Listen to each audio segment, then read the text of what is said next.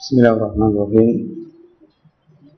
Assalamualaikum warahmatullahi wabarakatuh. Innal hamdalillah nahmaduhu wa nasta'inuhu wa nastaghfiruh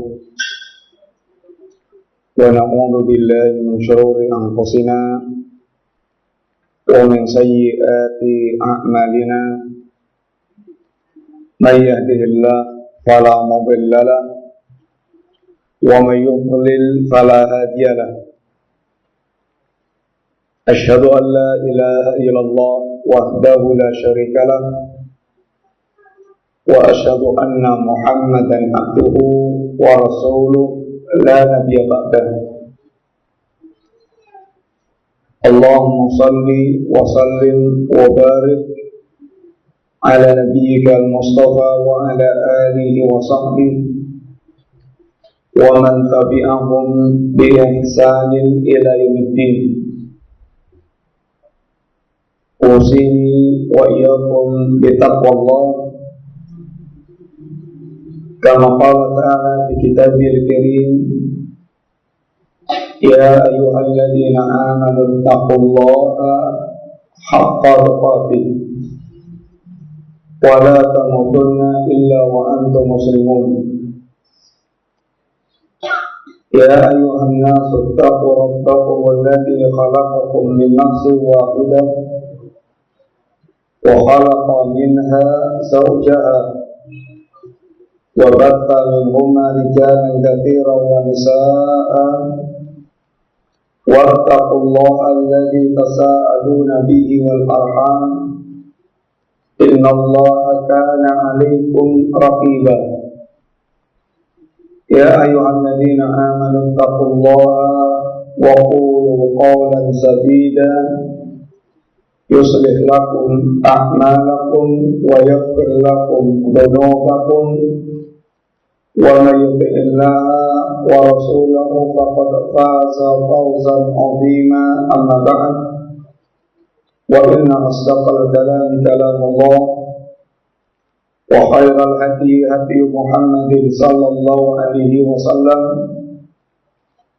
وشر الأمور محدثاتها وكل محدثات بدعة وكل بدعة ضلالة وكل ضلالة في النار. Para ibu-ibu dan para ikhwah sekalian rahimani wa rahimakumullah, kita bersyukur kepada Allah Subhanahu wa taala pada sore hari ini kita bersama-sama dimudahkan oleh Allah dan diberikan kesempatan untuk mempelajari dan meningkatkan ilmu kita yang Allah Subhanahu wa taala memerintahkan kepada kita untuk selalu meminta tambahan ilmu. Wa qur rabbi zidni ilma. Dan kita berharap kepada Allah Subhanahu wa taala majelis kita pada sore ini terhitung di antara majelis zikir yang dibanggakan Allah di hadapan para malaikatnya, sebagaimana Rasulullah SAW pernah menjumpai para sahabat yang sedang duduk-duduk dan Nabi bertanya, ma ajlasakum, apa yang membuat kalian duduk-duduk di sini? Maka berkata para sahabat, jalasna natadzakarul Islam wa ma mannallahu alaina. Ya Rasulullah sallallahu alaihi wasallam, kami duduk-duduk di sini dalam rangka membicarakan Islam dan mengingat serta membicarakan nikmat-nikmat Allah Subhanahu wa taala yang Allah berikan kepada kami. Lalu Nabi mengulangi dengan penekanan sumpah, Allah, demi Allah, ma ajlasakum illa dzalik. Betul enggak kalian memang duduk di sini semata-mata karena itu? Ini semata-mata dalam rangka membicarakan Islam, mengingat nikmat-nikmat Allah Subhanahu wa taala. Kata para sahabat, wallahi ya Rasulullah, ma ajlasana illa dzalik. Demi Allah ya Rasulullah, kami tidak ada yang mendorong kami duduk di sini kecuali niatan seperti itu. Lalu Nabi mengatakan, wallahi lam astakhlifkum, demi Allah aku tidaklah bersumpah untuk kalian, tuhmatan lakum, karena aku menuduh kalian yang tidak-tidak. Walakin atani Jibril, walakin atani anifan Jibril, akan tapi baru saja Jibril datang kepadaku, annahu akhbarani, dan Jibril menghabarkan kepadaku, anallaha yubahi bikum malaikatahu, bahwa Allah Subhanahu wa taala membanggakan kalian di hadapan para malaikat yang ada di sisi Allah Subhanahu wa taala. Para ibu-ibu dan para ikhwati fillah rahimani wa rahimakumullah, inilah salah satu di antara utama majelis saat kita berbicara tentang nikmat Allah, terutama nikmat Islam, sungguh memiliki keutamaan yang besar di sisi Allah Subhanahu wa taala.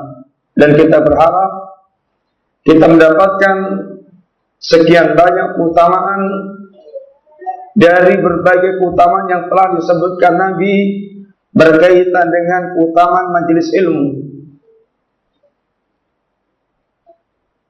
Para ibu-ibu dan para ikhwah yang rahmati Allah, kita ingin mengingatkan beberapa hal yang berkaitan dengan jati diri kita sebagai muslimah, dan kita adalah kaum muslimin,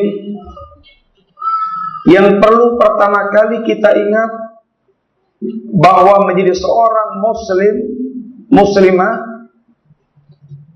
ini keutamaan yang sangat besar,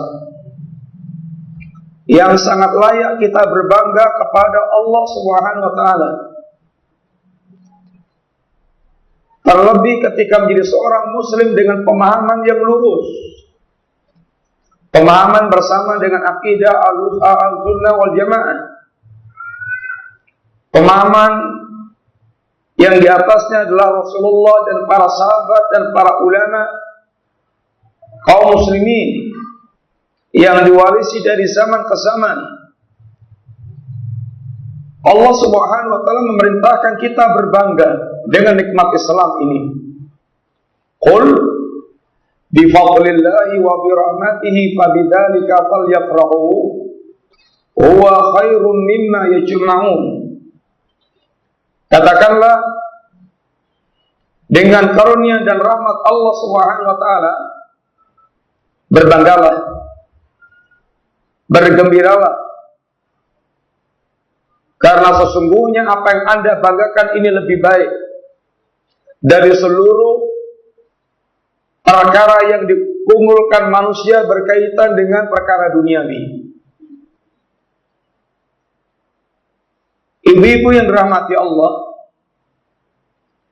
sungguh tidak ada kemuliaan kecuali dengan Islam. Tidak ada kemuliaan kecuali berada dalam ketaatan kepada Allah dan Rasul-Nya, dan jadi seorang mukmin sejati. Itulah yang disebutkan Allah di dalam ayatnya yang mulia, walillahil izzatu wali rasulihi walil mu'minin. Dan izzah itu adalah milik Allah, milik Rasulnya, dan milik kaum mukminin. Allah adalah Al-Aziz, Dzul Izzah. Allah adalah Al-Aziz, pemilik izzah. Rasulullah adalah Rasul yang aziz, Rasul yang memiliki kewibawaan, keutamaan, keagungan sebagai utusan Allah dan hamba Allah yang sempurna. Dan kaum mukminin adalah pemilik izzah dengan keimanannya dan keberadaannya di atas agama Allah Subhanahu wa taala. Dan Umar ibn Khattab radhiyallahu anhu, beliau mengatakan bahwa kita ini seandainya bukan karena Islam, sungguh kita adalah kaum yang hina dina, dan tidak ada kemuliaan kecuali bersama dengan Islam. Barang siapa yang dia mencari kemuliaan bukan dengan Islam, niscaya akan dihinakan oleh Allah Subhanahu wa taala. Inna kunna adzalal qaum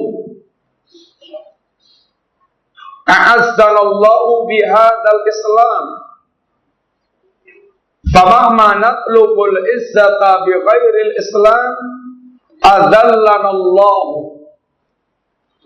Kita ini adalah kaum yang dulunya hina karena tenggelam di dalam kehidupan jahiliyah, tenggelam dalam kehidupan yang sangat rendah, menyembah patung. Dia akalnya tidak begitu maksimal berfungsi. Terkadang dia buat uang sendiri dan dimakan sendiri. Umar ketika habis sholat terkadang tertawa, terkadang sedih.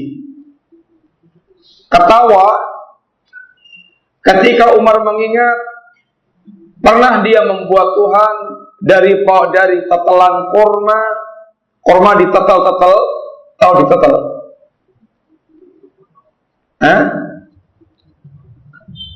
Ditetel-tetel, Pak, bukan dipotong-potong. Tahu ditetel enggak? Dipadat-padat, kurma dipadat-padat, dibentuk-bentuk sehingga menjadi patung Tuhan. Kemudian dibawa pergi. Nanti kalau waktunya lapar dan butuh, dicuili. Tuhannya dicuili. Aduh, alangkah sangat tragisnya nasib Tuhan yang seperti ini.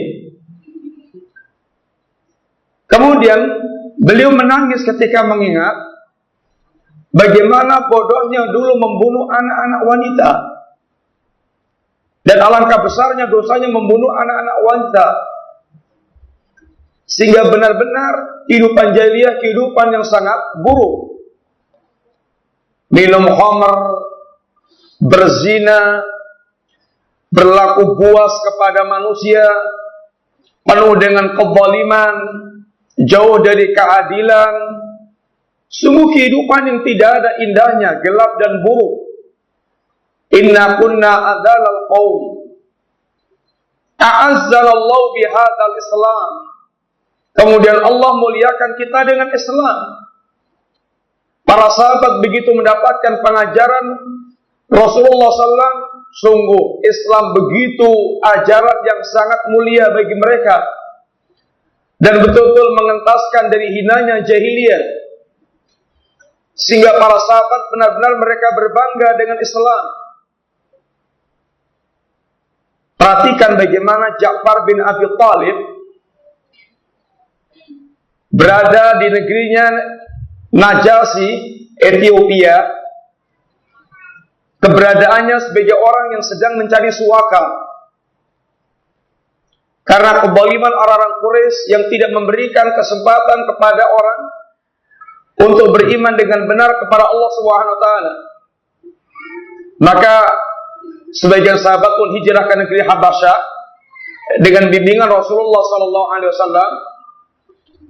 Kemudian di sisi Najasyi ternyata orang Quraisy gak ridha pula, dia kejar sampai ke negerinya Najasyi dengan harapan Najasyi akan memulangkan mereka kepada kaumnya. Akan tapi Najasyi seorang yang adil. Nasrani akan tapi dia adil. Ya akhirnya dia pun masuk Islam. Ja'far bin Abi Thalib di antaranya saat orang-orang Quraisy memprovokasi Najasyi berkaitan dengan ajaran yang dibawa orang-orang ini dan khususnya berkaitan dengan agama yang sedang dianut oleh sang raja yaitu Nasrani. Ja'far bin Abi Thalib di depan Raja Najasyi dengan polosnya dan dengan kebanggaan Islamnya membacakan ayat berkaitan dengan Nabiullah Isa surah Maryam yang menjadikan justru air mata kedua matanya Raja Najasyi melelehkan air mata karena betapa samanya, betapa persisnya antara yang dibawa Muhammad dengan yang dibawa Nabiullah Isa yang keluar dari Meskah yang sama, keluar dari sumber cahaya yang sama. Alhamdulillah yang kita perhatikan bagaimana bagaimana Ja'far bin Abi Thalib di tengah-tengah suasana yang seharusnya dia menghinakan dan menjilat raja, akan tapi dengan sangat bangganya menyampaikan ajaran yang diajarkan nabinya yang mulia SAW dari agama tauhid. Rib'i, seorang prajurit di antara prajurit kaum muslimin, ketika dia berada di depan Panglima Rustum karena diundang, maka Rib'i dengan gagahnya berbangga dengan ajaran Islam. Saat ditanya oleh sang panglima, siapa anda ini? Man antum? Siapa anda ini? Maka Rib'i katakan, nahnu qaumun ibta'athana Allah liyukhrijan nas min ibadatil ibad ila ibadati rabbil ibad wa min jawril adyan ila adlil Islam wa min dhiqid dunya ila si'atid dunya wal akhirah.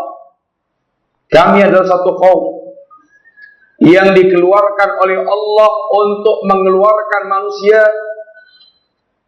mengentaskan manusia dari perbudakan hamba kepada hamba, menuju pada perbudakan hamba kepada Rabb-nya para hamba, yaitu Allah Subhanahu wa taala. Ini agama tauhid yang menghamba hanya kepada Allah Subhanahu wa taala semata. Dan kami suatu kaum yang dikeluarkan Allah untuk mengeluarkan manusia dari kejahatan agama-agama kepada keadilan Islam. Dan kami suatu kaum yang dikeluarkan Allah untuk mengeluarkan manusia dari sempitnya dunia kepada luasnya dunia dan akhirat. Inilah kebanggaan para sahabat terhadap ajaran agama yang diajarkan oleh Nabi SAW. Ikhwati fillah, coba bandingkan hal seperti ini kepada apa yang dilakukan oleh kaum muslimin dan muslimah di zaman kita. Bagaimana muslimin dan muslimat di zaman kita, sungguh mereka menjadi orang-orang yang tidak merasakan kebanggaan Islam dalam dirinya. Ingat, ketika Ja'far bin Abi Thalib mengungkapkan kebanggaannya, Islam belum berada dalam posisi yang mayoritas, belum berada dalam posisi yang menguasai dunia, bahkan masih dalam posisi dikejar-kejar dan dihinakan oleh manusia. Tetapi benar-benar ajaran Islam telah meresap di hati mereka, dan mereka bisa membandingkan bagaimana kualitas Islam dan kualitas agama-agama jahiliyah yang ada. Muslimin zaman kita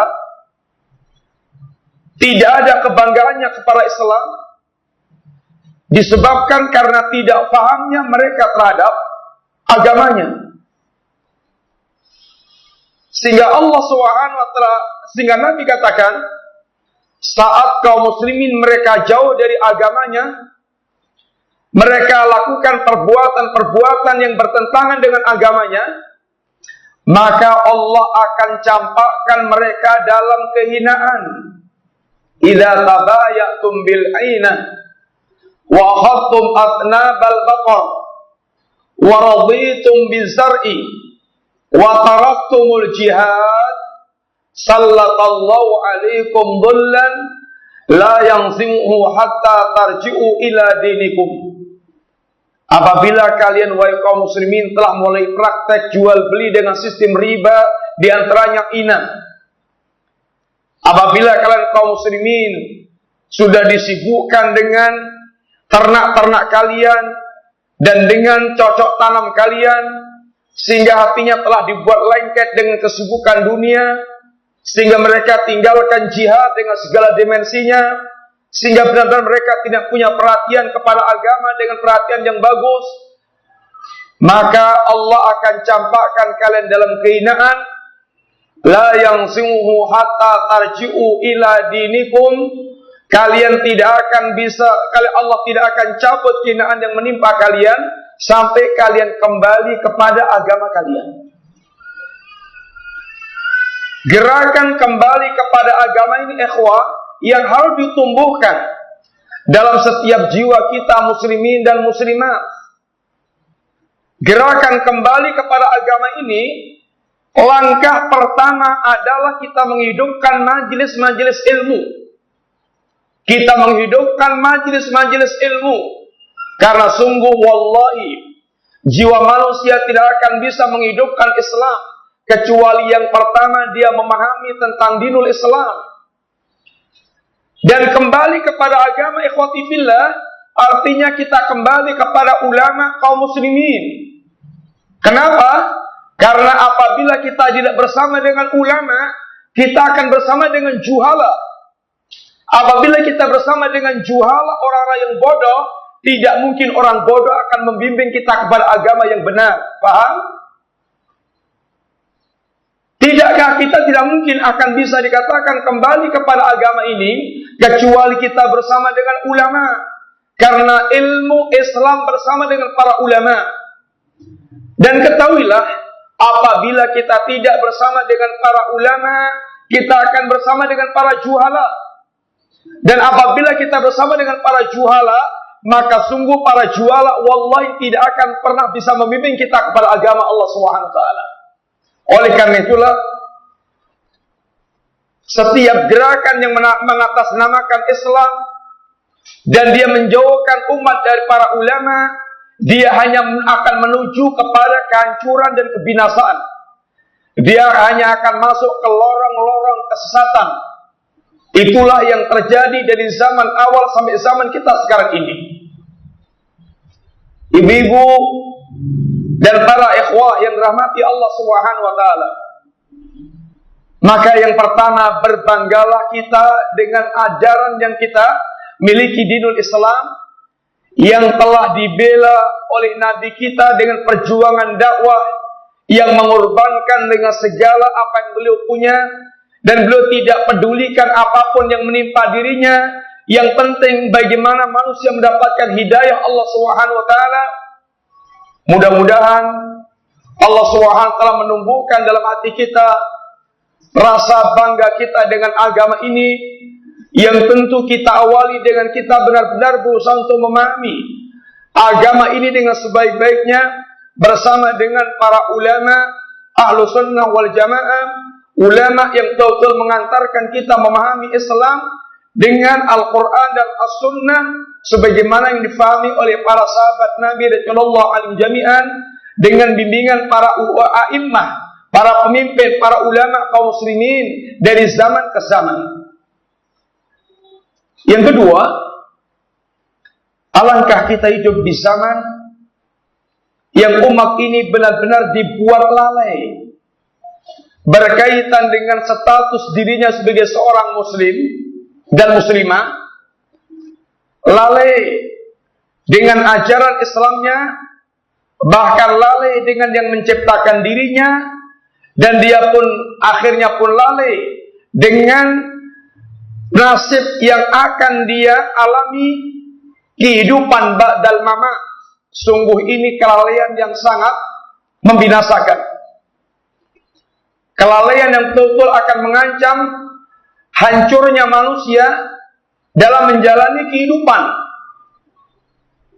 Ayat yang telah kita bacakan, yang Allah Subhanahu wa taala ingatkan kepada kita semuanya,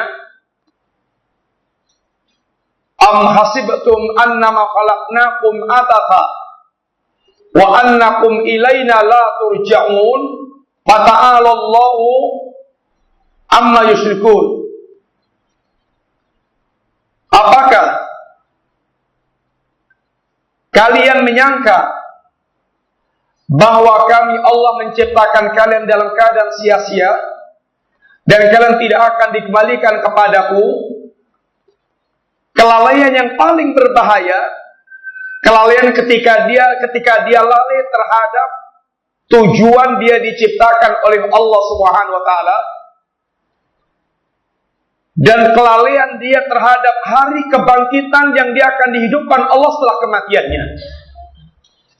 Ini yang akan mengantarkan manusia mereka tenggelam dalam kehidupan ala binatang yang tidak peduli dengan Sang Pencipta dan dengan nasib hari setelah kehidupannya, atau bahkan mereka tidak meyakini mereka akan dibangkitkan Allah setelah kematiannya. Orang-orang yang mereka tenggelam dalam kelalaian, tampilannya adalah menjadi orang-orang yang al-mu'ridun, orang-orang yang mereka berpaling dari agama Allah. Iqtaraba lin-nasi hisabuhum wa hum fi ghaflatin mu'ridun ma ya'tihim min dzikrin min rabbihim muhdatsin illa sama'uhu wa hum yal'abun lahiyatan qulubuhum. Sungguh hari kiamat telah sangat dekat. Hari di mana manusia akan dihisab seluruh amal-amal mereka telah sangat dekat. Akan tapi mereka masih berada tenggelam dalam kelalaian. Dan mereka pun akhirnya juga tampilnya adalah tampilan orang-orang yang berpaling. Wahum mu'ridun.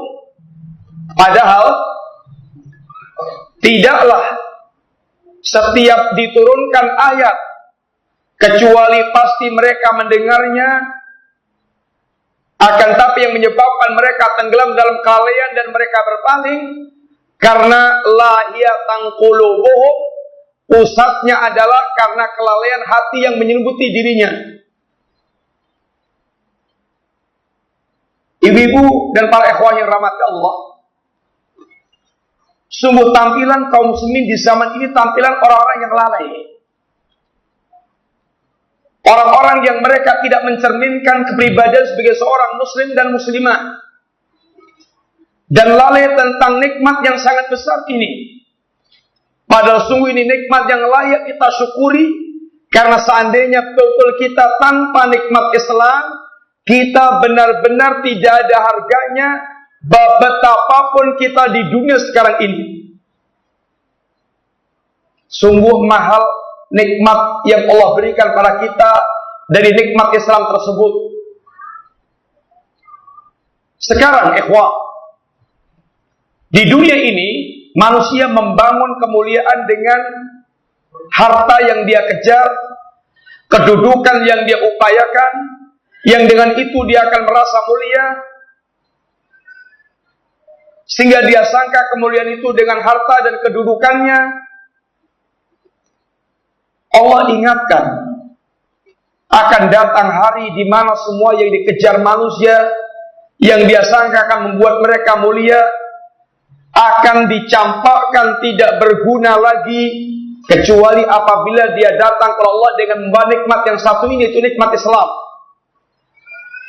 Orang-orang yang berharta, dia hanya akan mengucapkan dengan penuh kekecewaan, ma aghna anni maliya, aduhai hartaku yang banyak melimpah telah tidak berguna lagi. Orang-orang yang mereka tinggi jabatannya dan luas kekuasaannya hanya akan tinggal mengucapkan halaka anni sultaniya, aduhai telah hancur binasa kekuasaanku, Ayat ini pernah dibaca oleh Harun al-Rasyid, seorang khalifah kaum muslimin yang sangat tenar, yang sangat luas kekuasaannya, yang sangat luar biasa kekayaannya.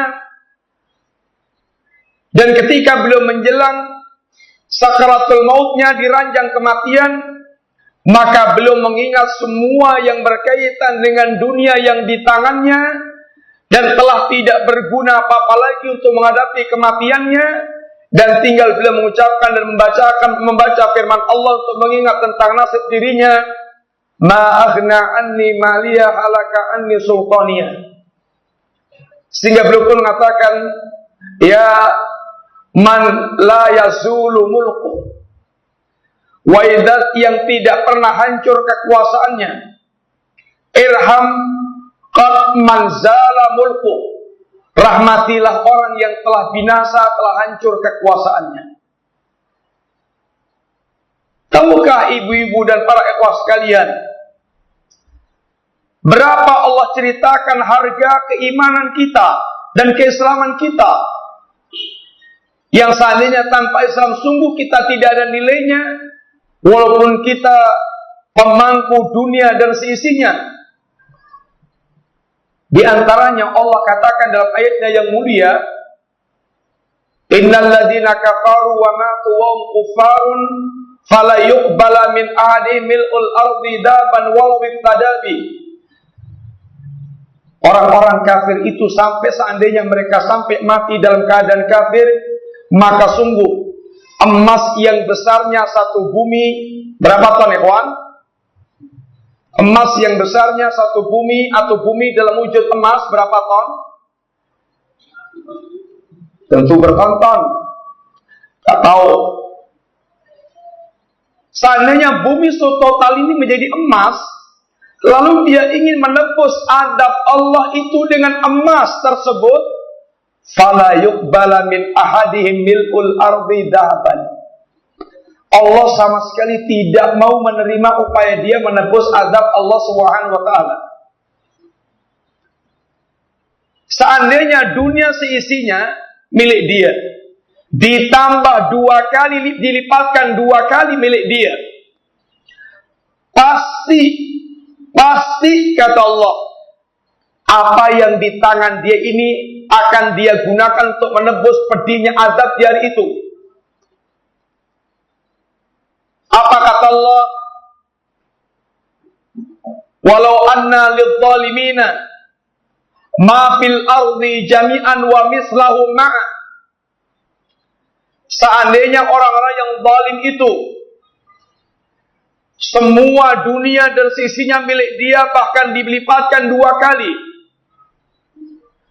pasti kata Allah, laftadau bihi min su'il adabi yaumal qiyamah. Pasti akan dia jadikan apa yang di tangannya tersebut untuk menebus buruknya adab di hari itu. Sekarang ini ibu-ibu dan para ikhwah yang rahmati Allah, seseorang dia bisa membanggakan saudaranya jenderal, saudara saya pejabat tinggi, saudara saya adalah orang yang bisa menguasai dan memiliki hak yang sangat besar. Akan datang hari-hari yang Anda tidak bisa mengandalkan siapapun dari kerabat Anda. Bahkan orang yang tadinya sangat dekat dengan Anda pun tidak akan peduli dengan nasib Anda, walaupun bahkan sekedar bertanya tentang keadaan Anda. Wala yas'alu hamimun hamima. Hari di mana seorang kawan yang tadinya akrab dan dekat, mereka pun bertanya tidak, sekedar bertanya pun tidak. Dan sungguh ini sangat menyedihkan. Hari-hari yang setiap orang mereka tidak sempat berpikir tentang orang lain. Bahkan tiap orang menjauh dan lari walaupun dari orang yang paling dekat dengannya. Yauma yafirrul mar'u min akhihi wa ummihi wa abihi wa sahibatihi wa banihi likulli imri'in minhum yawma idzin sya'nun yughnih. Allah katakan, hari-hari ketika orang lari dari ayahnya, dari saudaranya, dari ayahnya, dari ibunya, dari anaknya, dari istrinya, masing-masing pada hari itu mereka dibuat sibuk dengan urusan sendiri-sendiri. Yang ada bahkan semangat untuk mengorbankan orang lain seandainya bisa, dalam rangka untuk menyelamatkan dirinya. Itulah yang Allah beritakan kepada kita semuanya dalam surat Al-Ma'arij.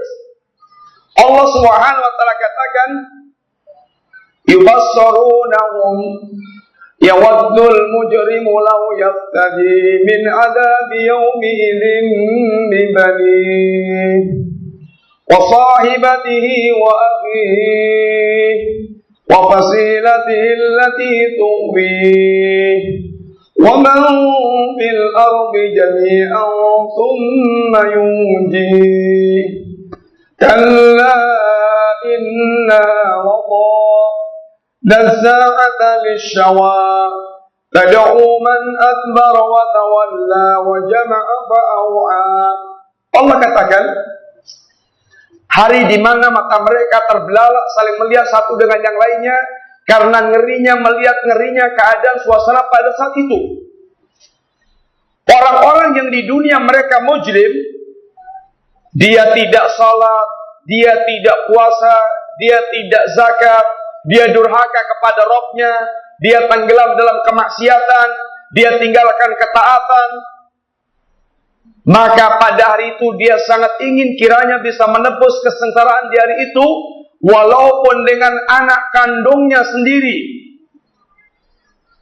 Semuanya kita tahu insya Allah, khususnya ibu-ibu, tidak ada di dunia ini orang yang lebih memiliki kecintaan yang tulus sebagaimana kecintaan seorang ayah atau seorang ibu kepada anak kandungnya.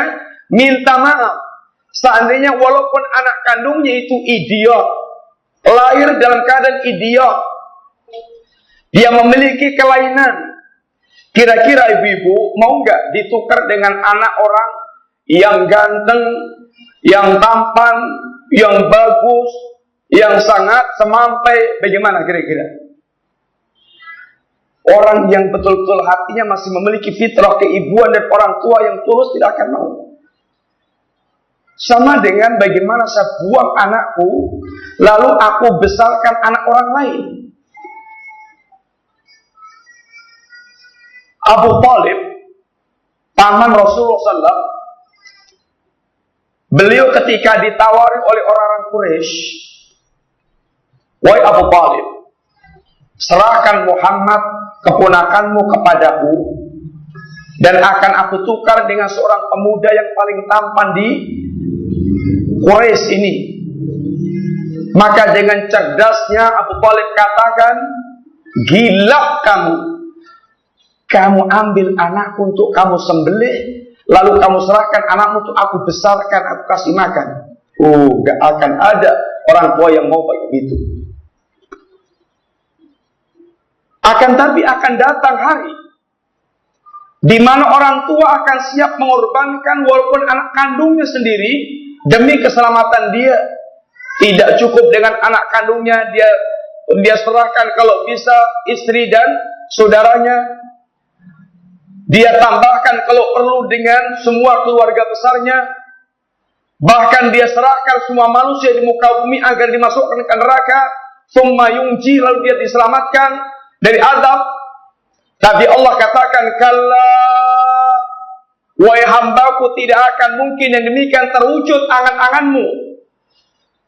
Innaha ladha, Jahannam adalah azab yang menyala-nyala. Nazza'ata lishawa, yang azabnya bisa mengelupaskan kulit kepala manusia.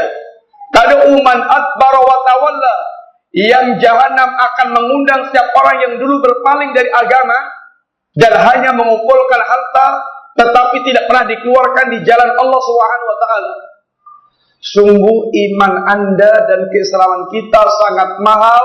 Maka Allah ingatkan, qul bi fadlillahi wa bi rahmatihi fabidzalika falyafrahu wa khairum mimma yajma'un. Ibu-ibu yang rahmati Allah, sehingga lalai terhadap nikmat ini musibah yang sangat besar. Yang kedua, ibu-ibu yang rahmati Allah Subhanahu wa taala, ingatlah di antara agungnya nikmat Islam kepada kaum muslimah khususnya, Allah telah mengangkat derajat muslimah ke derajat yang sangat mulia dan agung setelah wanita betul-betul di lembah kehinaan di zaman jahiliyah.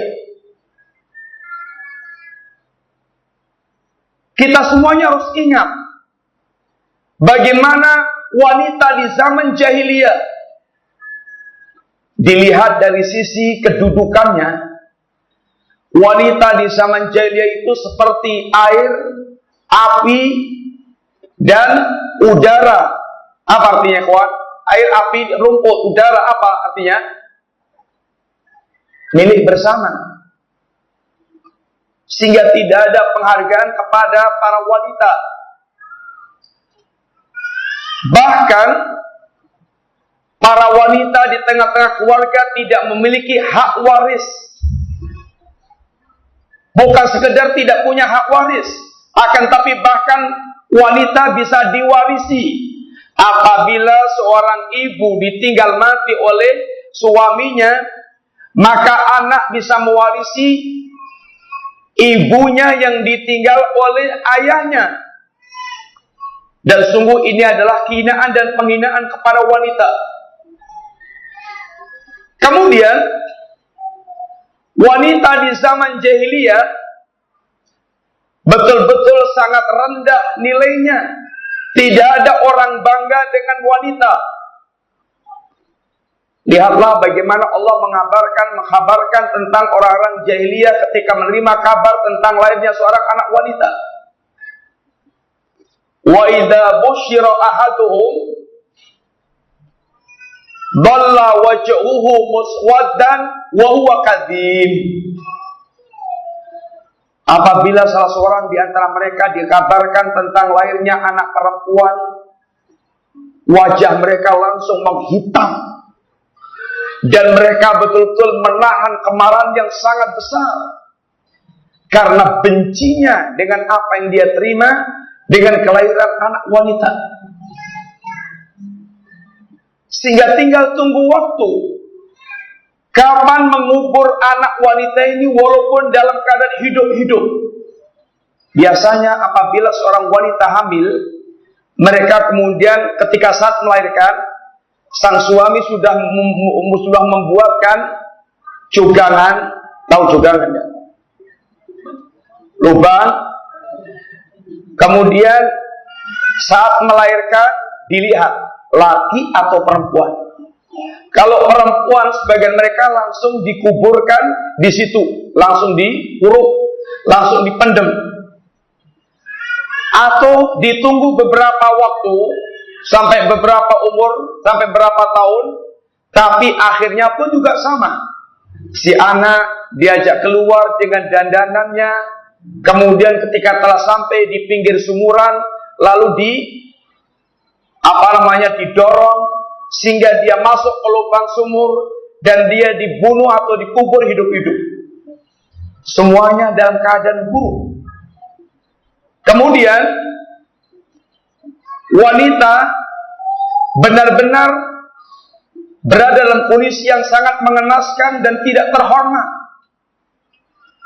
Perhatikan pernikahan di zaman jahiliyah. Aisyah radhiyallahu anha meriwayatkan apa yang beliau ketahui tentang pernikahan di zaman jahiliyah. Pernikahan di zaman jahiliyah itu ada 4 model. Satu, yaitu model pelacuran. Model pelacuran artinya berapapun laki-laki yang pengen masuk itu nggak dibatasi, yang mau datang menikmati. Kemudian nanti kalau sudah hamil dan kemudian lahir, semua yang laki-laki pernah masuk, mestinya kalau zaman kita nggak tahu gimana caranya, dicatat alamatnya di mana, nomor HP-nya berapa. Kemudian ketika sudah lahir diundang semuanya. kemudian ditunjuk kamu bapaknya sebulan ini dan gak bisa mengilang. Ini yang pertama. Yang kedua, pernikahan dengan cara wanita dengan memberi tanda khusus boleh menerima laki-laki yang kurang dari 10. Sama juga dengan mirip yang pertama, tapi jumlahnya terbatas, kurang dari 10. Nanti kalau sudah hamil, demikian pula lahir, dipanggil semuanya, lalu dipilih di antara mereka yang menjadi bapaknya anak tersebut. Yang ketiga, model cari bibit. Model cari bibit.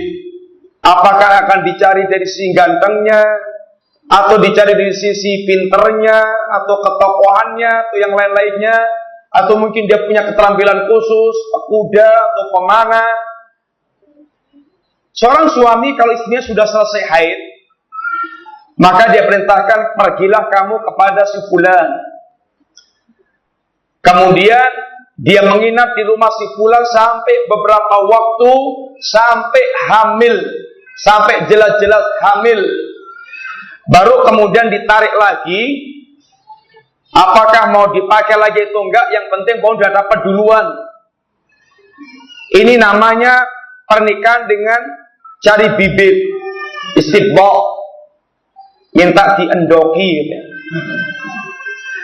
Kemudian yang keempat, yang dilestarikan oleh Islam, apabila laki-laki sudah punya minat, dia datang kepada walinya, dia melamar, kemudian oleh walinya diijab kabulkan, maka inilah pernikahan yang sangat mulia, dilestarikan oleh Islam, dan suci di mata manusia, terhormat di mata manusia, dan betul-betul diberkahi oleh Allah Subhanahu wa taala dengan cara yang benar. Dan Islam melestarikan yang terbaik di antara perkara-perkara buruk yang ada di dalam jahiliyah. Ketahuilah, ibu-ibu yang rahmati Allah Subhanahu wa taala, bagaimana Islam betul-betul perhatian kepada wanita. Seandainya dulu laki-laki itu ada orang yang bersikap buruk kepada wanita, maka Nabi kita berwasiat, istausu bin nisa'i khairan. Istausu bin nisa'i khairan. Berwasiatlah kalian kepada para wanita dengan cara yang baik. Jadi perlakukanlah para wanita dengan cara yang baik. Sehingga Rasulullah SAW pun katakan, khairukum li ahli. Khairukum li ahli. Wa ana khairukum li ahli. Apa kata Nabi yang mulia sallallahu alaihi wasallam? Sebaik-baik kalian orang yang terbaik dengan keluarganya. Dan saya adalah orang yang terbaik dengan keluargaku. Inilah di antara penghormatan Islam terhadap para wanita. Sebaik-baik orang adalah orang yang terbaik dengan keluarganya, dan aku adalah orang yang terbaik dengan keluargaku. Sehingga akhlak kebaikan seseorang diukur dengan kebaikan dia kepada istrinya. Ikhwati billah, ini sungguh merupakan sebuah kemuliaan yang besar dalam Islam ini. Berapa lama Anda dengan teman Anda? Seandainya Anda berkawan dengan teman Anda, berapa lama Anda berkawan dengan teman Anda dalam sehari? Kira-kira berapa lama Anda berkawan dengan teman Anda dalam sehari, ikhwan? Berkumpul dengan teman Anda berapa jam? Kira-kira. Seandainya umpamanya antum teman kerja 8 jam. Seandainya 8 jam maksimal. Seseorang dia bisa berbasa-basi dengan temannya yang hanya memang beberapa jam tersebut. Tetapi seorang tidak mungkin berbasa-basi dengan istrinya yang pagi bersama dia, nanti juga siang atau sore bersama lagi, teman di dapur, teman di bantal, teman di rumah, di luar rumah, teman kondisi susah, kondisi senang. Barang siapa yang dia baik dengan istrinya, maka benar-benar dia adalah orang yang memiliki akhlak yang mulia. Di saat dia marah dengan istrinya, dia orang yang baik. Di saat dia ridha dengan istrinya, dia orang yang baik. Dalam segala keadaan dia orang yang baik dengan istrinya, maka sungguh dia menunjukkan orang yang memang berakhlak yang baik. Sehingga kata Nabi, sebaik-baik kalian orang yang paling baik dengan istrinya, dan aku adalah orang yang terbaik dengan istriku. Ini adalah akhlak yang diajarkan Nabi kepada kita semuanya.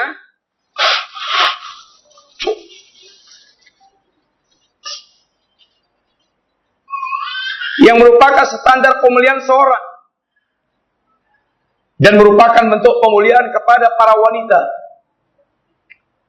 Para wanita dalam Islam, apabila dia keluar rumah, dan itu keluar rumah yang cukup jauh, safar, maka Allah Subhanahu wa ta'ala mensyaratkan lewat nabinya agar para wanita ini dikawal. Wallahi ini bukan penghinaan, tapi ini pemuliaan kepada wanita. Dikawal. Disediakan agar dikawal oleh penjaga yang siap untuk menjaga para wanita ini dari gangguan-gangguan yang akan terjadi. Akan tapi bagaimana para musuh telah mengembuskan dengan bisikan iblis bahwa betul-betul Islam mengungkung para wanita sampai orang yang kepalanya telah kemasukan pemikiran iblis dari kalangan kaum muslimin.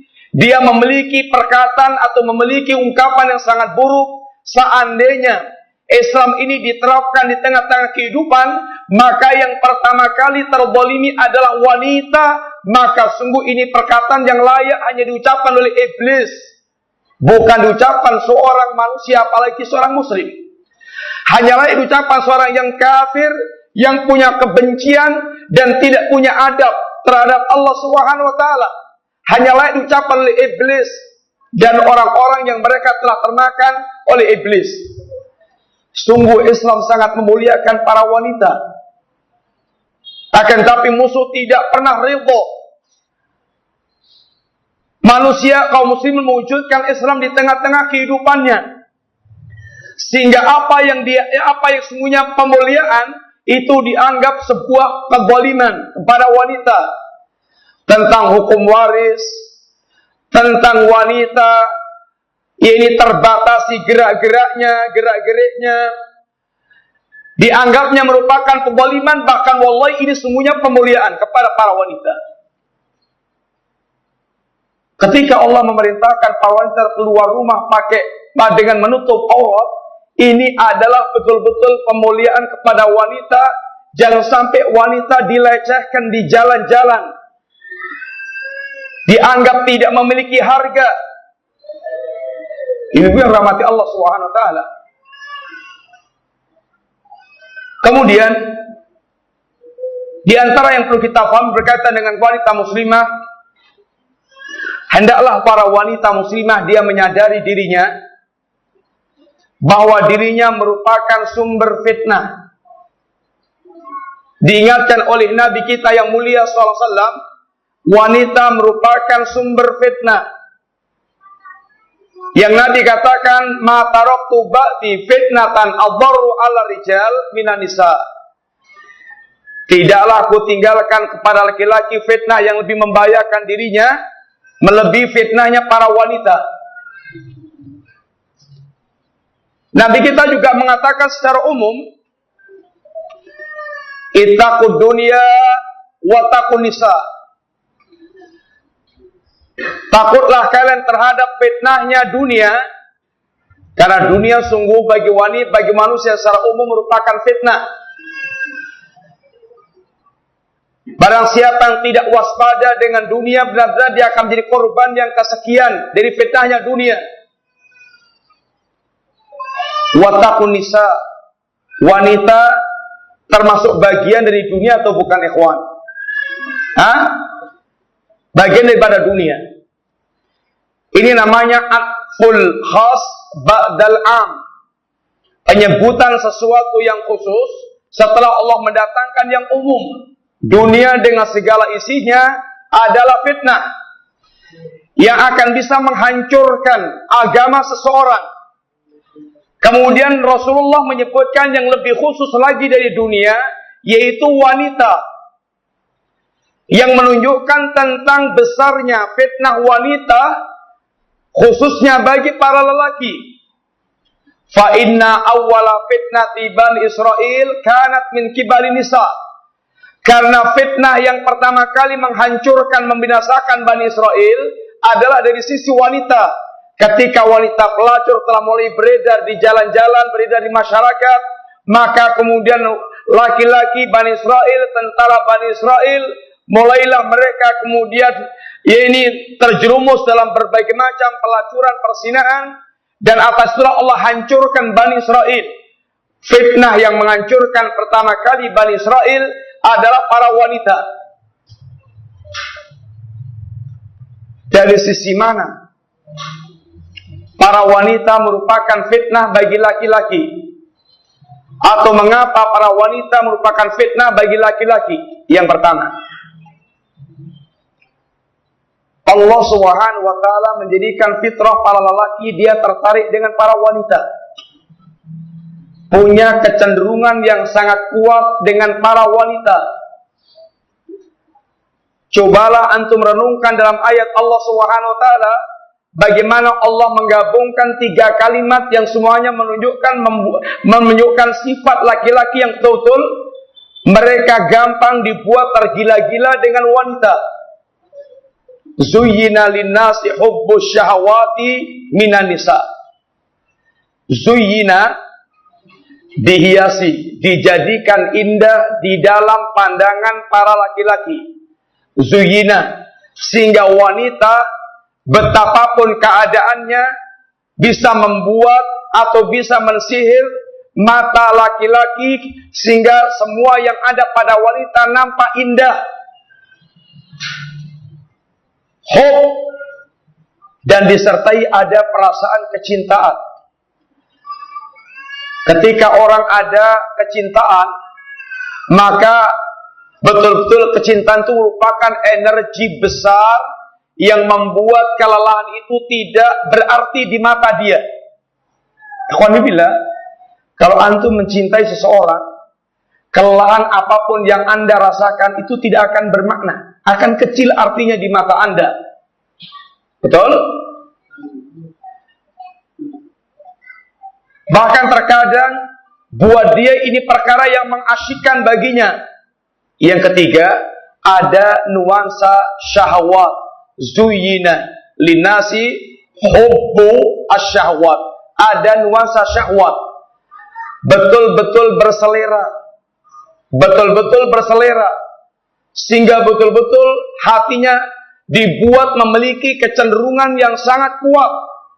Yang pertama kali disebutkan oleh Allah sebelum yang lain-lainnya, yang pertama adalah an-nisa. Zuyyina linasi hubbu syahwati minan nisa. Ini yang pertama. Sehingga ketertarikan laki-laki dengan wanita inilah menjadi dorongan yang kuat, yang menjadikan kemudian wanita betul-betul fitnah bagi para laki-laki. Yang kedua, Rasul katakan, innal mar'ata awrah, wanita itu aurat. Idza kharajat istashrafaha syaitan. Apabila wanita itu keluar, maka syaitan betul-betul akan membuat serba indah wanita ini. Akan dihias-hiasi oleh syaitan sehingga serba nampak indah wanita tersebut. Sehingga kata Nabi, wanita itu takbalu fi surati syaitan wa takburu fi surati syaitan. Wanita itu dia dilihat dari belakang, maka dia dalam bentuk syaitan, dan dari depan juga dalam bentuk syaitan.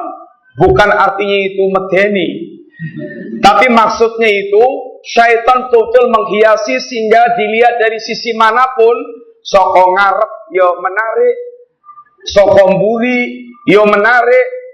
Syaitan mencelok tempat-tempat yang membuat mata laki-laki dan hatinya betul-betul serba tertarik. Di dalam soko mburi yo menarik, soko ngarep yo menarik, diringke kiwa tangan yo tetap menarik. Sehingga benar-benar ketertarikan laki-laki yang membuat fitnah yang sangat besar. Oleh karena itulah, sebagaimana Allah mengetahui wanita menjadi fitnah bagi laki-laki, dan juga para musuh tahu persis wanita ini adalah fitnah bagi laki-laki, maka Allah yang menghendaki kepada kita kebaikan, memberikan nasihat-nasihat yang sangat berharga, sebagaimana para musuh yang merupakan dajalnya kehidupan, juga menginginkan hancurnya kita melalui para wanita.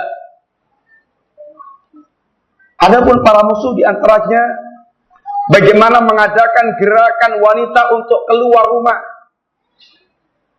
Wanita keluar rumah, seandainya nyandangnya itu nyandang yang wangun, tahu enggak?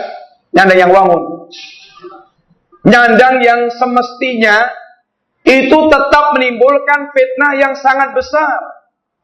Apalagi wanita yang keluar dengan keadaan pakaian ala kadarnya, yang Masya Allah, wanita-wanita yang digambarkan oleh Nabi dengan kalimat sinfani min ahli nar lam arahuma, ada dua kelompok ahli neraka yang aku belum pernah melihat pada zamanku. Satu di antaranya adalah nisaun kasiyatun ariyatun mumilatun ma'ilatun ru'usuhunna kasnabil bukhtil ma'ilah. Wanita-wanita yang mereka berpakaian akan tapi hakikatnya telanjang. Yang wanita-wanita ini mereka berjalan dengan berlenggak-lenggok untuk mengundang syahwat para laki-laki. Kepala-kepala mereka seperti punuk unta. Ini wanita yang digambarkan oleh Nabi SAW yang pada zaman Nabi, di zaman jahiliyah, maka Nabi belum melihat tampilan wanita jahiliyah dengan penampilan seperti ini. Kasiat, ariyat, wanita-wanita yang mereka berpakaian hakikatnya telanjang. Para ulama kita, ikhwati billah, rahimani wa rahimakumullah, ketika menerangkan tentang wanita yang telanjang, berpakaian tapi telanjang, boleh jadi karena pakaian yang dipakainya saking tipisnya. Ada enggak wanita berpakaian tipis, ikhwan? Nah, melihat gerak seambra-ambra di sembarang tempat akan sangat sering kita dapatkan wanita-wanita yang mereka berpakaian tipis tembus pandang. Yang kedua, pakaian wanita yang mereka ini memang tebal tetapi sangat minimalis. Masya Allah, sehingga super tidak esbal. Kalau laki-laki itu suruh nggak esbal di atas mata kaki, ini wanita juara satu, sampai dhuwurnya itu medeni wong. Kemudian pakaian-pakaian yang mereka ini super belek, dibelek nang endi-endi. Belek depan, belek belakang, belek samping, belek kaki, belek geger, sehingga sudah kayak sundel bolong, nyilik blorong, sudah semuanya Masya Allah medeni wong lanang. Dan sungguh pakaian-pakaian demikian adalah nyata. Lihatlah kehidupan para artis yang kemudian ditiru oleh wanita-wanita kampungan atau di wanita semua tempat. Pakaian-pakaian yang luar biasa, yang betul-betul musuh tahu bagaimana cara menghancurkan generasi dengan cara atau dari celah para wanita. Dan lihatlah, bandingkan dengan apa yang diajarkan Allah Subhanahu wa taala. Bagaimana Allah mengingatkan laki-laki, para wanita, wala tabarrujna tabarrujal jahiliyatil ula. Wahai wanita mukminah, jangan kalian berdandan dengan model dandanan jahiliyah. Orang-orang jahiliyah yang terdahulu. Benar-benar Islam bagaimana mengajarkan wanita betul-betul dia bisa menjadi sumber kebaikan. Sebagaimana orang-orang kafir, musuh-musuh Allah dan musuh-musuh kaum ini menginginkan wanita sumber ini kehancuran. Kemudian ketika Allah Subhanahu wa taala menginginkan wanita banyak tinggal di rumah, dan wallahi ini adalah tempat yang paling cocok bagi wanita sesuai dengan fitrahnya. Wa qarna fi buyutikunna, dan tetaplah wahai para wanita banyak-banyak tinggal di rumah. Bukan berarti tidak boleh sama sekali keluar rumah, tetapi banyak-banyak tinggal di rumah. Wa qarna fi buyutikunna. Seandainya harus keluar rumah, jangan bertabaruj sebagaimana tabarujnya orang-orang jahiliyah, wanita-wanita jahiliyah. Ibu-ibu sekalian, sungguh pekerjaan rumah, pekerjaan yang sangat mulia dan pekerjaan yang sangat besar. Coba sekarang, seandainya kita hanya mengambil dua sisi. Bagaimana ibu-ibu menservis para suami sampai betul-betul puas. Yang kedua, bagaimana mengurus harta dan anak suami. Sudah ini aja. Di antaranya, seandainya yang pertama mengurus suami. Suami bisa dibayangkan kalau sudah dari luar rumah capek, sudah kesel, hatinya juga capek, badannya. Kemudian tahu-tahu pulang rumahnya kosong, berantakan, kemudian priuk-priuk melumah kabeh, piring-piring rung disai, kemudian masya Allah rumahnya kotor, makanan gak ada. Tambah berang suami. Semuanya bisa jempalik semuanya. Ikhwatibillah. Sehingga suami demikian, akhirnya kemudian dia pelampiasnya mencari kepuasan syahwat di luar rumah. Maka perhatikan rahasianya. Kenapa Nabi pernah mengatakan idza da'a ar-rajulu, seandainya seorang suami mengajak seorang istri, apabila seorang suami idza da'a ar-rajulu imra'ata falta'tihi walau kanat alat tanur. Apabila seorang suami mengajak istri, ini mengajak, tahu artinya mengajak? Bukan diajak belanja, bukan diajak jalan-jalan, ajakan khusus, undangan khusus. Apabila seorang suami mengajak istri, falta'tihi, wahai istri, penuhilah ajakan suami, walau kanat alat tanur, walaupun istri sedang di depan tungku pembakaran, baru goreng endok, apa mungkin baru bakar roti. Penuhilah ajakan suami. Kira-kira ibu-ibu atau ya kos sekalian, apa rahasianya kira-kira? Apa kira-kira rasanya? Kalau yang gosong itu hanya endok atau roti, karena ditinggal melayani suami, gosongnya roti atau endok, telur ini bisa pergi ke warung, cari gantinya masih banyak telur-telur yang disediakan. Tapi kalau yang gosong itu perasaannya suami, wah bahaya. Bahaya. Kalau sampai perasaan suami gosong, oh dia akan cari keluar, apalagi di Bali. Bahaya. Maka sungguh perawatan ibu-ibu sangat dibutuhkan untuk para suami.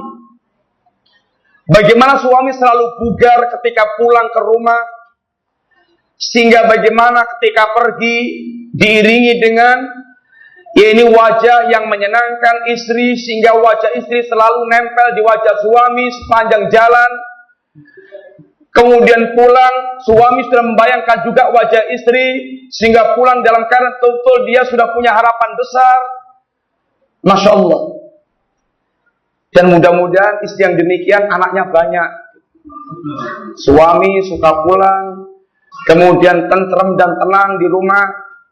Ini yang pertama. Yang kedua, ngurus anak-anak. Ngurus anak-anak.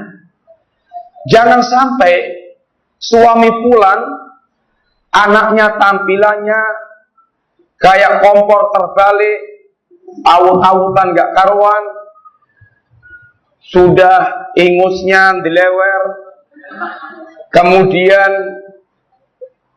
pipisnya kemana-mana, kemudian gak karuan bentuknya.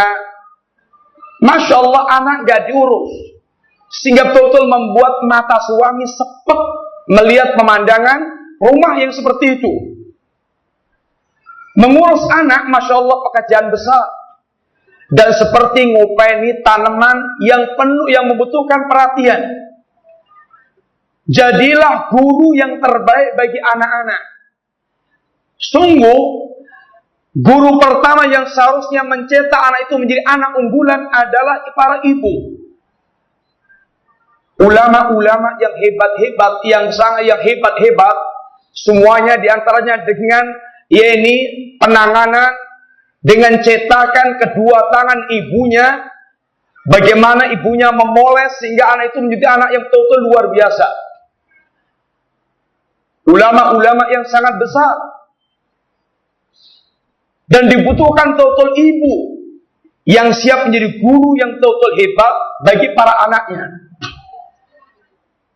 Apalagi kalau anaknya banyak, ibu-ibu yang rahmati Allah SWT, anaknya 5, 10 atau 15, bagaimana ibu-ibu sempat arisan, kemudian sempat kegiatan ke sana kemari sampai nggak pernah di rumah, atau bagaimana saat ini ibu menjadi ibu karir.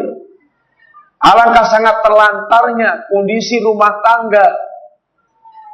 Maka sungguh tinggal di rumah bukan berarti tidak punya pekerjaan. Pekerjaannya sangat mulia dan sangat besar.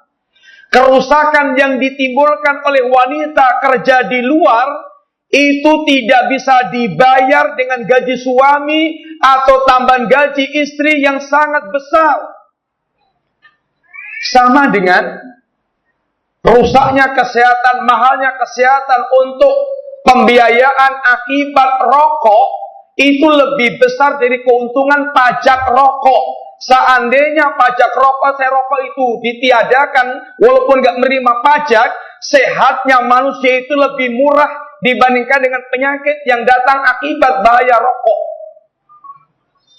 Apalagi berkaitan dengan pendidikan anak di rumah tangga, yang ini merupakan aset dunia dan akhirat.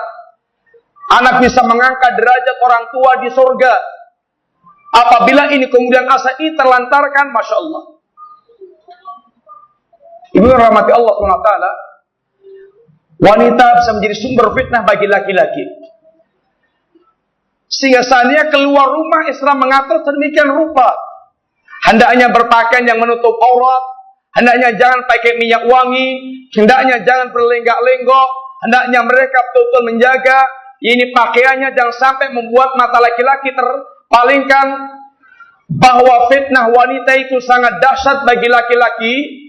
Dan laki-laki yang saleh, wahai laki-laki yang saleh, jangan Anda merasa aman pula dari fitnahnya para perempuan. Sungguh telah banyak fitnahnya, sungguh telah banyak laki-laki yang terfitnah dengan perempuan, dengan sengaja atau tidak sengaja. Dan fitnah wanita bisa sampai menyeret manusia kepada kekufuran, atau sampai kepada kebid'ahan, atau sampai kepada kemaksiatan. Saya kira kita semuanya telah pernah mendengar tentang kisah muadzin yang sudah sekian tahun menjadi muadzin.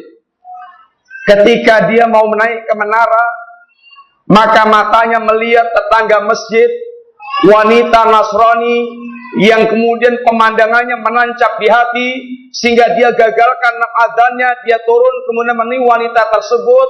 Singkat cerita, kemudian dia pengen mengawini wanita ini dan dipersyaratkan dia ini pindah dari agama Muhammad, dia pun murtad. Kemudian dia suruh minum khamr, dia mabuk, mati, sehingga rugi segala-galanya. Sudah dia belum mencicipi si wanita yang molek, dia sudah keluar dari agamanya, sehingga dia betul-betul rugi dunia dan akhirat. Ini diantaranya adalah karena pandangan mata yang kemudian menjadikan dia hatinya kena panah asmara, sampai dia pun siap mengorbankan agama yang dia miliki. Tahu nggak ibu-ibu sekalian, ikhwas sekalian, bagaimana seorang yang tadinya dia memiliki pemikiran yang bagus, bahkan termasuk perawi hadis yang pernah belajar bahkan kepada Aisyah radhiyallahu anha, orang yang namanya Ibnu Hibban. Ibnu Hibban, laki-laki ini adalah laki-laki yang asalnya adalah memiliki pandangan yang bagus, pemahaman yang bagus. Kemudian dia ingin kemudian dia terfitnah dengan seorang wanita yang menarik hatinya, yang berpemikiran Khawarij. Awal dia ingin menikahi wanita ini dalam rangka bisa merubah pemahaman wanita tersebut supaya kembali kepada pemikiran yang lurus. Banyak di antara para ikhwan yang penting ayune sih. Rapopo kok pikirane gampang diwai. Nek wis dadi bojone.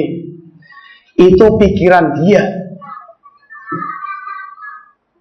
Ketika Ibnu Hibban telah menikahi wanita ini, satu saat dia mendapatkan bagaimana cerdasnya wanita ini.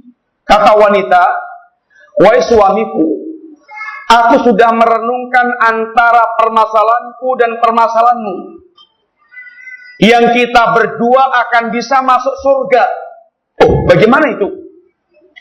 Kata istrinya, "Sungguh engkau adalah orang yang jelek rupa dan telah mendapatkan wanita sepertiku yang sangat cantik seperti ini, lalu Anda menjadi laki-laki yang bersyukur. Dan saya, wanita yang cantik seperti ini, mendapatkan engkau laki-laki yang jelek rupanya, dan saya juga bisa bersabar. Maka sungguh orang yang bersyukur dan bersabar, dua-duanya masuk surga." Laki-laki ini ternyata terfitnah dan terkagum dengan kalimat sederhana dan kalimat singkat wanita tersebut, sehingga dari laki-laki yang punya kelurusan faham berubah menjadi laki-laki yang bahkan mencaci maki Ali bin Abi Thalib dan memuji-muji pembunuh Ali bin Abi Thalib. Berubah pikirannya karena terfitnah dengan kecantikan seorang wanita. Hati-hati para ikhwah sekalian, hendaknya dia tidak bertawakal kepada usahanya, tapi hendaknya dia betul-betul berpikir tentang ke belakangnya. Dan sesungguhnya cantik itu tidak lama.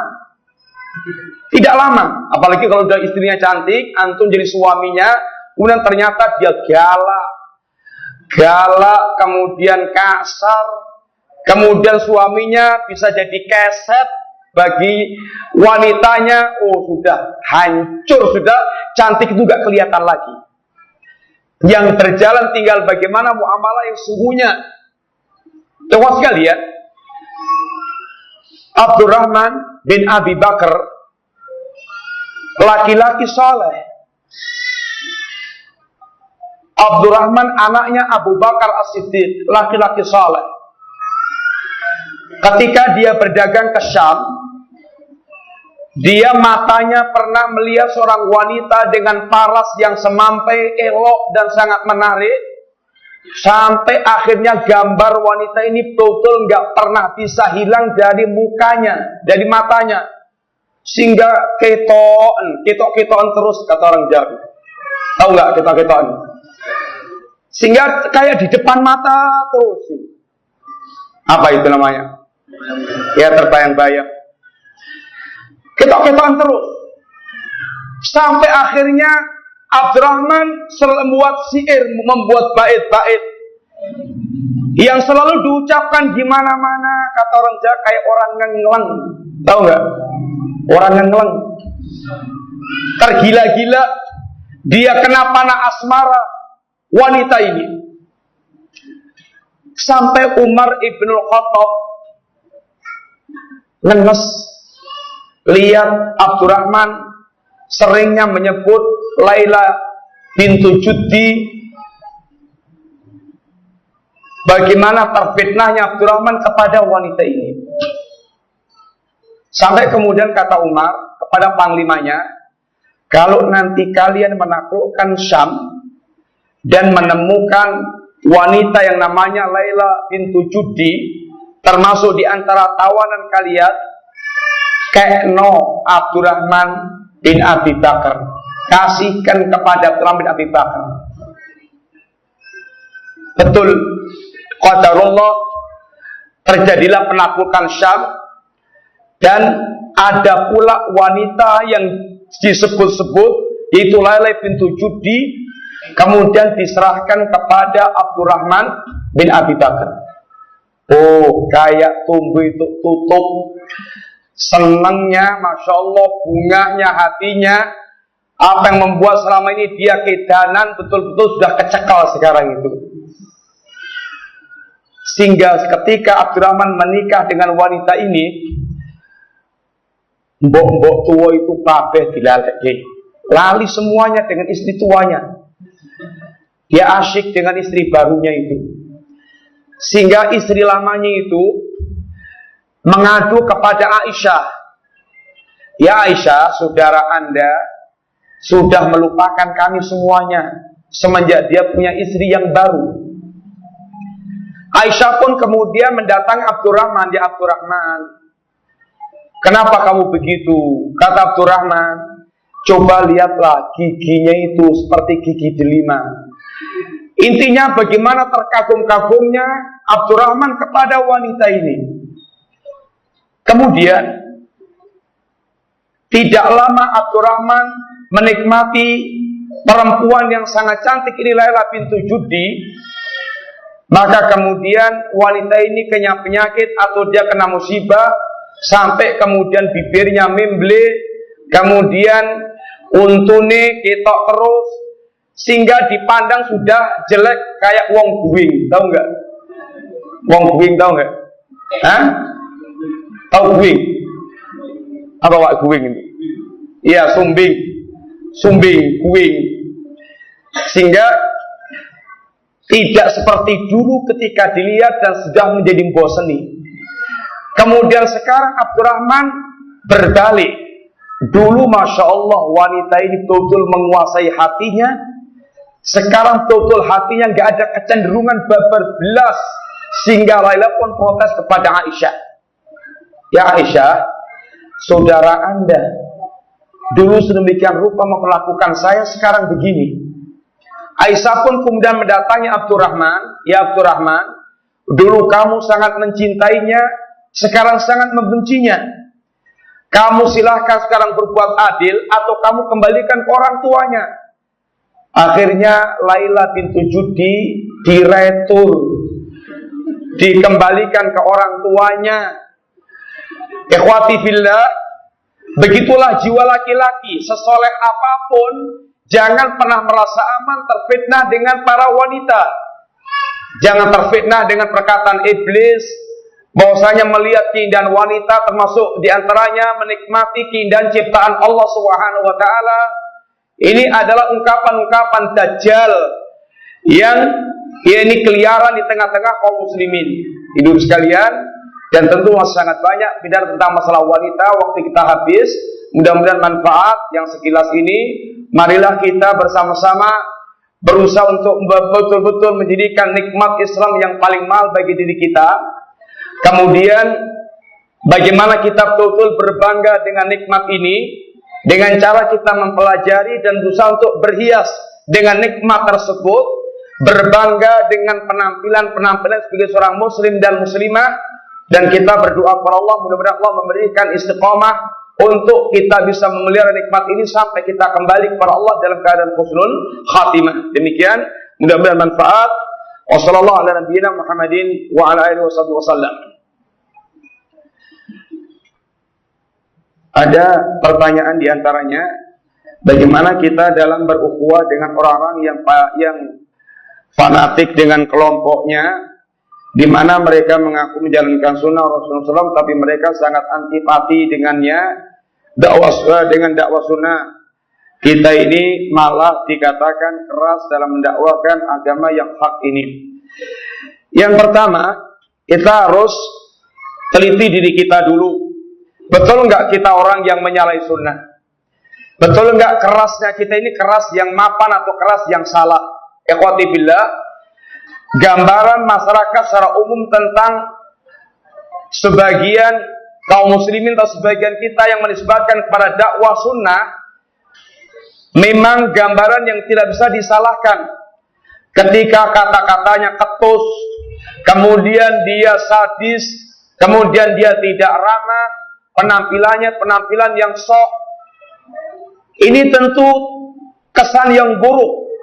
Dan ini harus menjadi koreksi bagi kita untuk benar-benar menjadi seorang muslim yang betul-betul bisa berpenampilan seperti diajarkan oleh Nabi SAW. Yang pertama. Yang kedua, apabila ternyata kita sudah yakin tidak menyalahi apa yang diajarkan oleh Nabi, dan banyak orang yang masih kurang senang dengan kita, fasbir kama sabara ulul asmi minar rusul, bersabarlah Anda sebagaimana sabarnya para ulul asmi dari kalangan para rasul.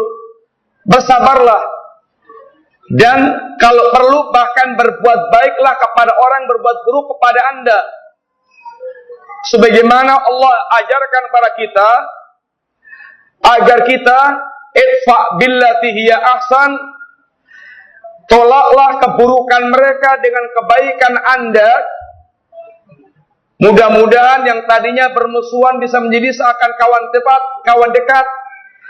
Atau kata Nabi, kalau ada orang yang berbuat buruk kepada Anda dan Anda tetap berbuat baik kepada dia, Anda seperti menyumpalkan abu panas di mulut dia.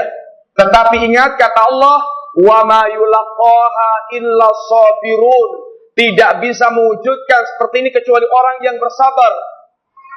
Yang ketiga, terhadap saudara kita yang menyelisih sunnah dan membenci sunnah, maka kita ingatkan tentang sikap dia yang sangat dikhawatirkan dia terjatuh dalam membenci Rasulullah dan sunnahnya dan bisa membatalkan keislamannya, dan kemudian kita tetap berwala kepada dia sebatas Islamnya, dan kita berlepas diri dari kerusakan yang dia miliki. Demikian, wallahu taala a'lam bishawab.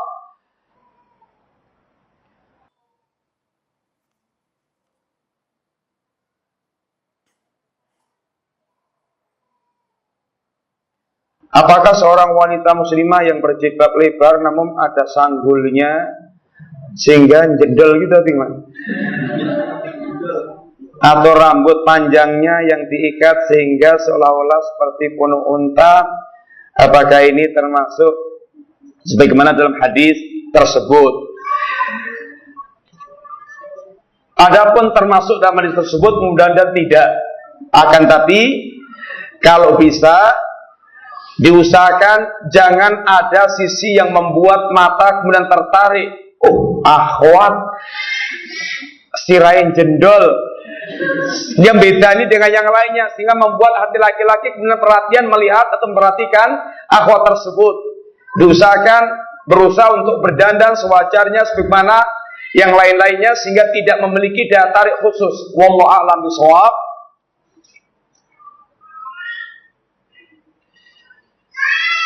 Jika ini harus diharuskan melayani suami kapan saja, kalau istri yang mengajak kepada suami kemudian ditolak, bagaimana? Ini namanya suami yang nusyus. Suami yang durhaka kepada istri. Habis itu rapat aja bu, rapat rembukan ya. Ya tentu suami yang baik, suami yang bisa memuaskan istri. Jangan sampai kemudian istri pun kecewa dengan suami, karena perintah Allah itu wa'ashiruhunna bil ma'ruf, dan pergaulilah istri dengan cara yang terbaik, dengan cara yang terbaik. Sehingga tidak boleh suami sewenang-wenang dengan istri. Ini namanya suami yang zalim. Dan Allah tidak akan biarkan kezaliman suami kepada istri. Di akhirat kelak akan dituntut oleh Allah Subhanahu wa taala. Termasuk apabila suami punya istri dua kemudian gak adil, nanti dia kembali kepada Allah dalam kondisi pundaknya itu sengklek. Tahu nggak sengklek? Hah? Ya nanti buka internet, sengklek apa artinya?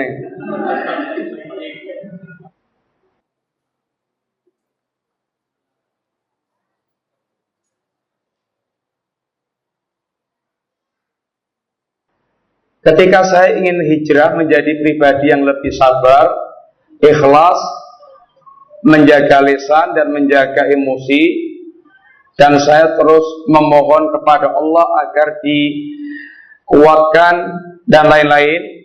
Tapi setelah itu ibu saya terus setelah itu saya terus dilupakan dengan berbagai cobaan dan memancing emosi saya. Apa ini? Bahkan menyakiti perasaan saya harus bagaimana?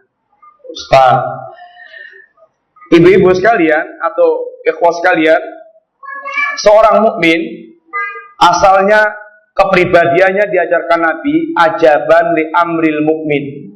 Sungguh sangat mengherankan seorang mukmin. Inna kulla amrahu lau khairun. Semua perkaranya itu inna amrahu kullau khairun. Semua perkaranya baik. Walaysa dzaka illa lil mu'min. Dan seperti ini enggak ada dimiliki kecuali orang mukmin. In asabatu sarra'u syakara fakana khairan la. Kalau menimpa pada dia kelapangan, dia pun bersyukur, itu baik bagi dia. Wa in asabatu dharra'u sabara fakana khairan la. Kalau dia tertimpa musibah, dia ini bersabar, itu baik bagi dia. Ibu-ibu sekalian, apabila iman telah melekat di hati, maka sungguh akan bisa merubah seperti ini. Sekarang, kalau orang kehilangan uang 1 juta, sedih enggak? Sedih enggak? Sedih. Kalau orang kehilangan uang 1 juta, lalu dapat ganti 10 miliar, sedih enggak? Hah? Senang? Tentu. Seorang mukmin melihat musibah itu adalah di balik musibah ini ada pahala yang sangat besar kalau dia bersabar. Sehingga benar-benar ujian itu dalam rangka meningkatkan grade keimanan atau menggugurkan dosa-dosa dia. Sehingga seorang salaf mengatakan, laulal masaib lawaratnal akhirata minal mafalis. Seandainya bukan karena musibah-musibah, kita akan memasuki kampung akhirat sebagai orang-orang yang bangkrut. Karena banyaknya dosa yang kita lakukan, dan musibah itu akan bisa menggugurkan dosa-dosa kita. Maka hendaknya kita belajar sabar dan terus bersabar sampai Allah SWT betul-betul memberikan kemuliaan kepada kita. Pernah enggak ibu-ibu sekalian atau ikhwan dengar ceritanya seorang perawi hadis namanya ini Abu Kilabah? Dengar? Abu Kilabah, dia pada akhir hidupnya betul-betul dalam kondisi kehilangan 2 tangannya dan kehilangan 2 kakinya. Bayangkan, dia kehilangan 2 tangannya, hidup tanpa kedua tangan, dan hidup tanpa kedua kaki. Akan tapi Masya Allah, ucapan yang selalu keluar dari lisannya Abu Kilabah adalah Alhamdulillah. Alhamdulillah ya Allah, segala puji bagimu yang telah memberikan kepadaku sesuatu yang tidak kau berikan kepada orang lain. Padahal beliau keadaannya seperti itu. Ini semuanya perlu menghayati tentang kemurahan Allah kepada kita dan hakikat nikmat yang Allah masih berikan kepada kita. Dengan kita mengingat nikmat-nikmat Allah Subhanahu wa taala, insya Allah akan mendorong kita pun memiliki kesabaran yang besar dan mensyukuri nikmat Allah, bahkan mengingat atau akan menyadari segala kekurangan kita dalam mensyukuri nikmat Allah Subhanahu wa taala. Sehingga itu ibu sekalian, saya sekalian bermanfaat. Kalau kurang minta maaf, silakan difotokopi kalau mau. Wassalamualaikum Muhammadin wa ala alihi wasallam. Assalamualaikum warahmatullahi wabarakatuh. Oh, mana kuisnya? Dia mana? Oh, di dalam. Yang pertama, siapakah nama sahabat Nabi yang dia sempat tergila-gila dengan Laila bintu Judi? Udah gampang. Yang kedua, apa artinya firman Allah Subhanahu wa taala? Satu persatu. Assalamualaikum warahmatullahi wabarakatuh. Salam warahmatullahi Sahabat Nabi Abdurrahman bin Abu Bakar. Ya, sahih. Silakan diberikan hadiahnya. Yang kedua, apa artinya ayat ini? Qul bi fadlillahi wa bi rahmati fabidzalika falyafrahu wa khairu mimma yajma'un.